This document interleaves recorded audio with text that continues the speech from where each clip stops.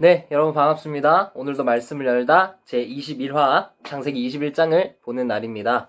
네, 여러분 오늘도 우리 이하나 친구가 썸네일을 기가 막히게 그려줘가지고 오늘도 이렇게 사용을 했는데 너무 잘 그려준 것 같아요. 정말 너무너무 감사합니다.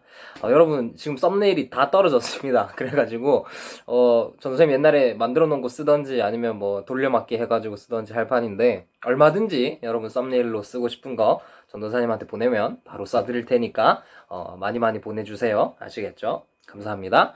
자, 오늘도 창세기 21장 아주 중요한 장입니다. 정말 너무너무 중요한 장인데 창세기 21장은 어떤 내용이 나오느냐면 우리가 드디어 기다리던 여러분들이 기다렸는지는 모르겠지만 그렇게 기다리던 아브라함의 상속자가 드디어 태어나는 내용이 오늘 21장입니다. 여러분 하나님께서 창세기 12장부터 아브라함에게 약속하신 그 상속자가 오늘 21장에서 태어나는 겁니다. 처음에 이 아브라함은 자신의 상속자를 다메섹 사람 엘리에셀 기억나나요? 종이었죠, 종. 다메섹 사람 엘리에셀이 아닐까라고 처음에 생각을 했는데 아니었고 그 다음 이스마엘이 나의 상속자겠구나 라고 했는데 이스마엘도 상속자가 아니었습니다. 그렇죠? 그래서 하나님은 분명하게 말씀을 하셨죠. 사라가 자식을 낳을 것이고 그 자식이 바로 아브라함의 상속자가 될 것이다 라고 하나님이 말씀을 하셨습니다. 바로 그 자식을 오늘 아브라함이 100살이 되었을 때 드디어 오늘 자식이 태어나게 되어집니다.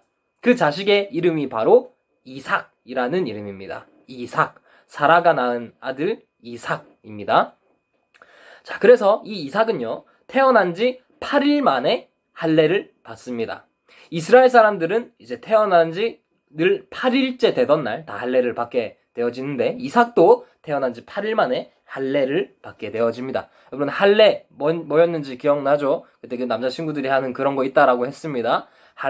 할례는 뭐였습니까? 언약의 증표, 약속의 증표가 할례다라고 전사님이 말을 했었죠. 까먹어도 괜찮아요. 전사님이 계속 미친 듯이 반복을 해줄 테니까 걱정하지 마세요. 언약의 증표 할례를 또 이삭이 받습니다. 자, 그런데 그 아브라함에게 또 다른 자식이 한 명 있었잖아요. 우리가 계속 언급했었던 누구였죠? 이스마엘이라는 자식이 한 명 더 있었습니다. 이스마엘. 이 이스마엘이 이제 이삭을 괴롭히기 시작을 하는 겁니다. 자, 그래서 사라가 아브라함에게 이렇게 말을 하죠. 저기 하갈, 그 이스마엘의 엄마가 하갈이었죠. 하갈과 저 이스마엘 당장 아브라함 내쫓아 주세요. 이렇게 사라가 말을 하는 겁니다. 당장 내쫓으라고.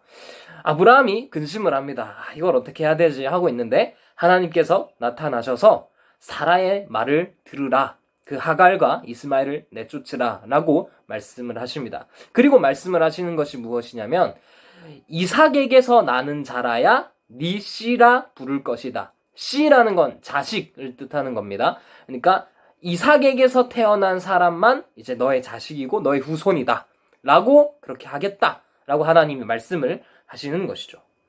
그렇게 해서 하갈과 이스마엘이 쫓겨납니다. 하지만 그럼에도 불구하고 하나님은 그 하갈과 이스마엘을 그냥 내팽겨 쳐두시지 않으시고 그 하갈과 이스마엘을 챙겨주십니다. 보호해주시고 인도해 주십니다. 여기까지가 오늘 살펴볼 이야기입니다. 뒤에 아비멜렉에 관한 이야기도 나오기는 하지만 오늘은 여기까지만 딱 깔끔하게 쌈박하게 너무 길어지면 안 되니까 이렇게 살펴보기를 원하는데요. 자, 여러분 보세요. 우리가 창세기 12장부터 관심을 가졌던 것이 무엇이었죠? 바로 하나님의 약속이었습니다. 하나님의 약속. 그 약속은 뭐였습니까? 내가 너를 큰 민족을 이루게 할 것이다 라는 약속이었죠. 너에게 씨, 그러니까 다른 말로 자식을 줄 것이다 라는 그 약속. 우리가 그거 하나 붙들고 계속 살펴봤었잖아요. 그래서 아브라함은 그 하나님을 자신의 생각과 자신의 기준으로 판단을 했었죠. 이런 거였죠. 아무리 하나님이어도 나도 그렇고 사라도 그렇고 이렇게 늙었는데 어떻게 자식을 우리가 낳을 수 있겠나. 이스마엘이나 잘 키워야지. 아니면 엘리에셀이나 잘 키워야지. 그랬던 아브라함이었단 말입니다. 그래서 어떻게 하죠? 하나님이 사라를 통해서 자식을 낳게 하겠다라고 말씀하실 때 아브라함이 비웃어 버렸잖아요. 그리고 마찬가지로 아브라함의 아내 사라도 그 하나님이 약속을 하실 때 하나님이 나그네의 모습으로 나타나셔서 약속을 하셨잖아요. 그때 어떻게 했습니까? 비웃어 버렸습니다. 아브라함도 그렇고 사라도 그렇고 하나님의 약속을 들었을 때 비웃어 버렸습니다. 그런데 하나님의 반전은 바로 그 아브라함과 사라의 비웃음을 진짜 기쁜 웃음으로 바꾸어 주시는 것입니다. 정말 말도 안 되는 일이 일어나 버린 거죠.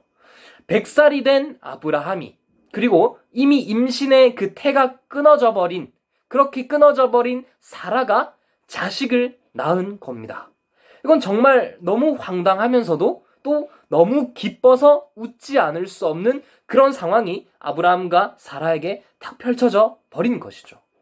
여러분, 그래서요, 이삭의 이름 뜻이 뭔지 아십니까? 이삭의 이름 뜻이 바로 웃음이라는 의미입니다. 웃음. 이삭의 이름의 뜻은 웃음입니다. 이 이름은 두 가지 의미를 가지고 있는 거죠. 첫 번째는 어떤 의미를 가지냐면 아브라함과 사라가 하나님의 약속을 받았을 때 어떻게 했죠? 비웃었습니다. 이게 첫 번째 의미. 아브라함과 사라가 비웃었다라는 것. 두 번째, 그럼에도 불구하고 하나님은 그들을 웃게 하셨다. 이 두 가지 의미가 이삭이라는 이름 안에 들어가 있는 것입니다. 여러분, 우리가 믿는 하나님이 바로 이런 하나님이십니다. 여러분, 우리는요, 아브라함과 사라처럼 늘 하나님의 약속을 신뢰하지 못하고 또 하나님의 능력도 의심하고 심지어 우리는 하나님의 존재도 의심하는 사람들이죠. 늘 우리는 하나님을 비웃는 그런 사람들입니다. 그럼에도 불구하고 하나님은 그런 우리를 죄에서 구하여 주시고 영원한 지옥에서 완전한 행복이 있는 천국으로 하나님은 우리를 인도하셔서 우리를 웃게 하시는 분이 바로 하나님이시잖아요. 여러분, 이것이 하나님의 은혜 아닙니까? 우리가 진짜 이 은혜를 알기 위해서는요, 우리가 얼마나 하나님을 비웃은 죄인들인지를 우리가 먼저 깨달아야 합니다. 여러분, 우리가 받은 구원은요, 그저 이런 게 아니에요. 예수님 믿으면 천국 간다고? 그럼 개이득이잖아. 믿기만 하면 돼? 그럼 나 믿을래. 라는 정도의 값싼 구원이 우리가 받은 구원이 아니란 말입니다. 여러분, 우리가 받은 구원은요, 그리고 우리가 받은 이 구원의 기쁨은 어떤 것이냐면 이런 겁니다. 나는 하나님을 비웃었지만 난 하나님을 신뢰하지도 않고 하나님을 사랑하지도 않고 진짜 그 하나님에 대한 어떠한 자격도 없는, 하나님께 인정받을 만한 어떠한 자격도 없는 그런 죄인이지만 하나님은 이런 나라도 구원하셔서 나를 웃게 하시는 분이시구나 라는 그 회개에서부터 우리의 구원의 기쁨이 시작이 되어지는 겁니다. 그러니까 여러분들의 구원을 절대 가볍게 생각하지 마셔야 됩니다.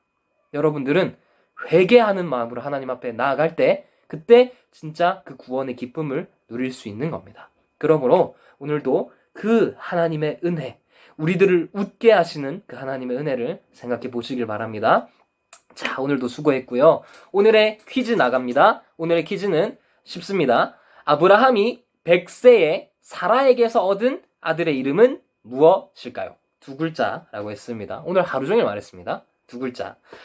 이거를 반 선생님께 보내주시고, 돌발 퀴즈, 전도사님께 보내는 돌발 퀴즈는 그러면 그 아들의 이름의 뜻은 무엇일까요? 두 글자. 두 글자입니다. 그 아들의 이름의 뜻은 무엇일까? 이걸 전도사님에게 보내주면 됩니다. 오늘은 3등 그리고 7등에게 전도사님이 기프티콘을 보내주도록 하겠습니다. 자, 오늘도 수고했습니다. 내일 보도록 하겠습니다. 뿅!